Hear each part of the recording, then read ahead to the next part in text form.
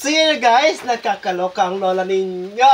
Tinreat tayo ni mami ng ating anik-anik. So ito yung mga anik-anik natin guys dito sa loob ng karton. Ayan, nakakaloka. So yung mga nasa loob ng karton na to guys ay i-display natin dito sa ating cabinet. So ganon. Di ba anong nangyari sa inyo mga chuchu? Nakakaloka kayo. So bago tayo mag-unboxing ng ating box, which is 2 boxes, ganon. Ito, ang mga boxes na yun. So, hindi talaga papayag si mami, nakakaloka. Ang gusto niya kasi maganda ang ating, ano to, salaset, TV set, whatever, set, gano'n. So, kailangan daw maganda dito sa harap kasi kailangan presentable ba? Siyempre, di ba payaman na tayo at saka maganda-ganda rin po natin. So, tanggalin na natin yung mga, ano-ano dito guys, yung mga kalat-kalat dito. Let's start.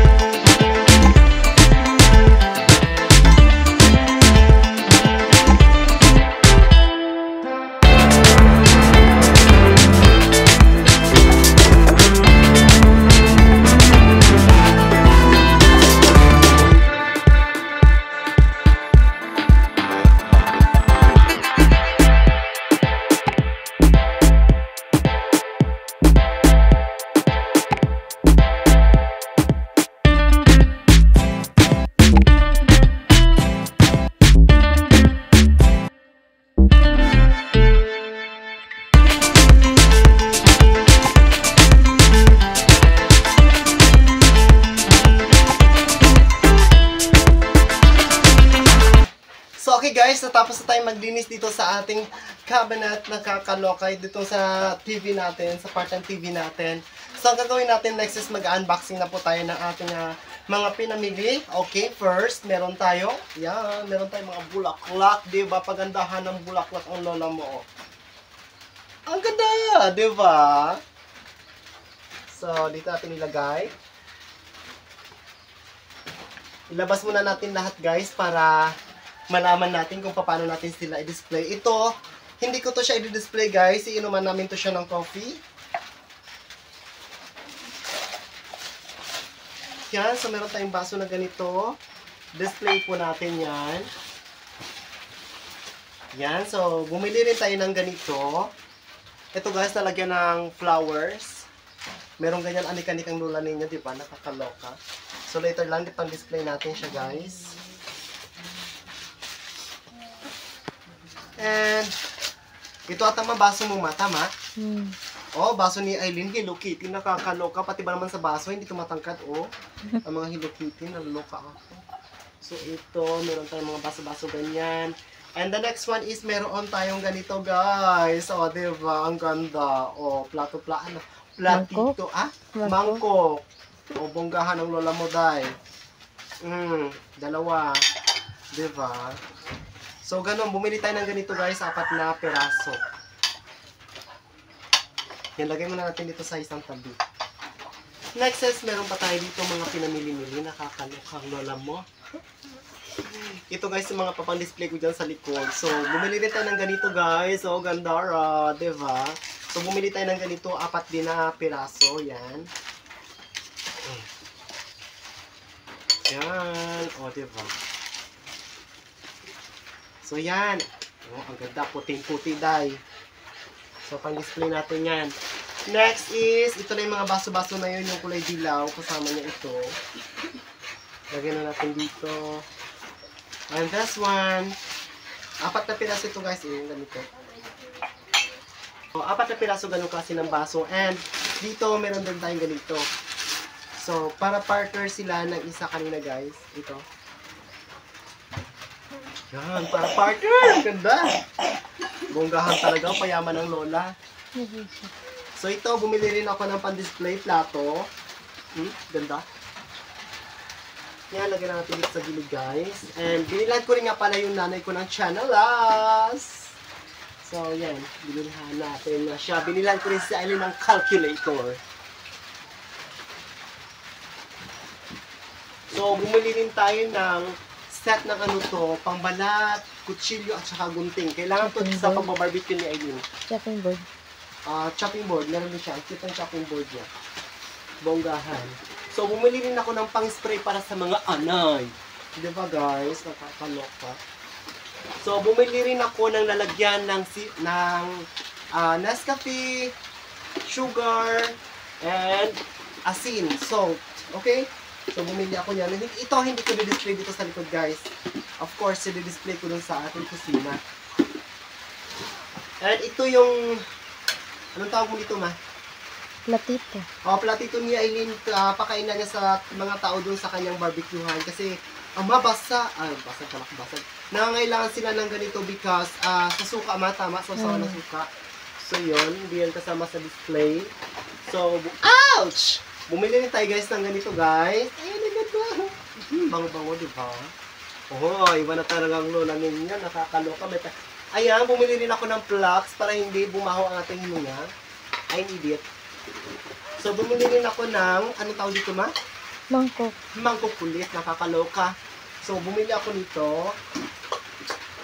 And then, bumili rin ako ng ball pen. Yan, bumili ako ng pens. Lapis ni Kyle. And also, bumili rin ako ng sharpener.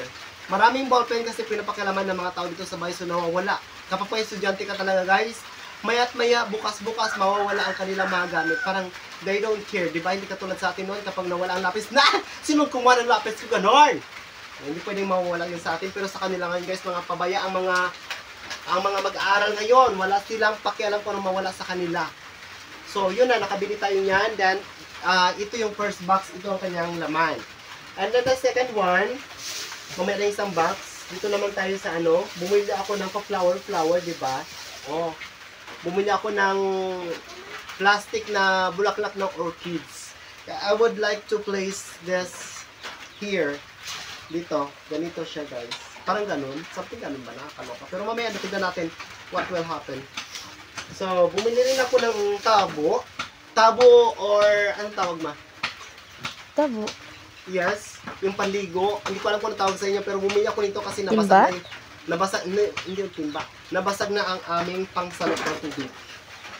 So, yun. Yun lang. And then, next is, panibagong box naman tayo guys. Saan yung kutsilyo ma? Ilabas na ang kutsilyo. Hindi ko nakita. Okay natin yan. Bubuksan natin ang second box. Si mami kasi guys, may kaartihan din talaga sa kusina. Naluluka ako sa kanya. Magkaparehas yung taste namin. So, pagdating sa mga ganito.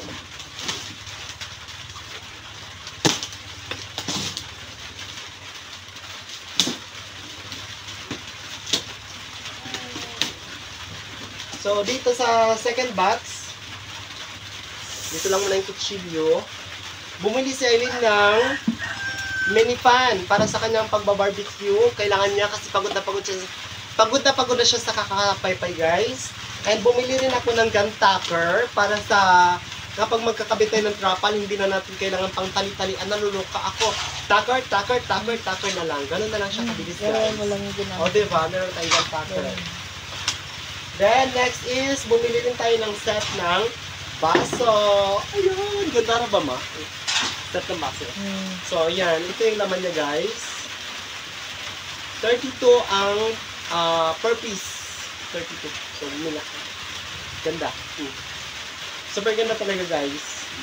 And the next one is this. Bumili rin siya ng Tupperware niya para sa kanyang mga barbecue. Kasi yung Tupperware niya, guys, ay nag-fade na. So, kailangan niya ng palitan para naman presentable. Ganoon, syempre, mukhang masarap, diba? Para hindi tayo pandirihan ng mga tao. So, bumili siya ng para sa barbecue. And the next one is, ito pa, Isang set pa ulit ng baso. Yung bumili ako ulit dahil o nakakalokang lola mo. So yan. Let's see what's inside is. Oh, ayan. Yung baso natin guys. Oh, diba? Sari-sari mga baso natin. Nakakaloka ang lola mo. Mahilig sa mga pangkusina. So, lagay natin dito. And, bumili rin ako ng bala ng gantakel guys. So, yun lang. That's all. And, also, meron nga pala tayong nabili previously. Kita namin sa pagbabarbecue guys. Ito. Yan. Kita namin sa pagbabarbecue. And, ito. Nung meron kami mga kinikita sa pagbabarbecue guys, bumili kami paamat-amat ng mga gamit para pagdating ng panahon kasi alam mo naman minsan may gathering na magaganap sa ating pamamahay, di ba? Hindi naman natin alam. So, bakit mga kagamitan sa kusina ang i-display ko dito? Kasi guys, useful kasi yung mga ganito. If in case na merong handaan, meron tayong kaunting handaan, meron na tayong magagamit, hindi na tayo manghihiram, di ba? Instead of bibili tayo ng mga bulak-bulaklak, teddy-bear, di ba? Na hindi naman natin siya magagamit sa paghandaan or kung saan-saan. So, ako talaga, I use my mind. So, mas pinili kong bilhin yung mga plato kaysa sa mga bulaklak-bulaklak.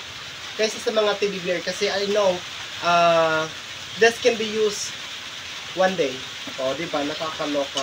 So, ganito man, let's start na tayo sa ating pagdi-display dito sa harap.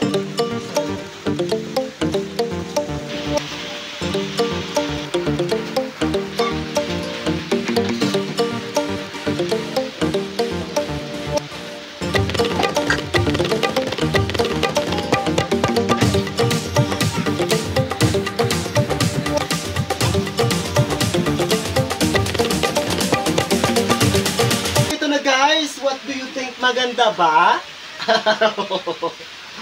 Well, napakasimple lamang guys ng ating pag-aayos. So yun na guys, OMG! Mukha siya maganda, di ba guys? So what do you think guys? Maganda ba? Nakakaloka. So yun yung display natin guys sa harap ng ating sa ating living room. O diba kahit papaano may tsura na. O ayan. So yung mga baso at mga plato na yan guys ay mapapakinabangan natin in the future. Kaya ayan na muna for this video. Guys, ako ay nagpapasalamat ng bonggang-bonggang pasasalamat kay Mommy. And also sa inyong lahat na hindi nag-skip ng ads ko. Thank you so much. At sa mga nanood, nag-subscribe sa ating channel. Thank you so much. And yun naman guys, God bless us all. And kung bago pa lang kayo sa aking YouTube channel, don't forget to subscribe.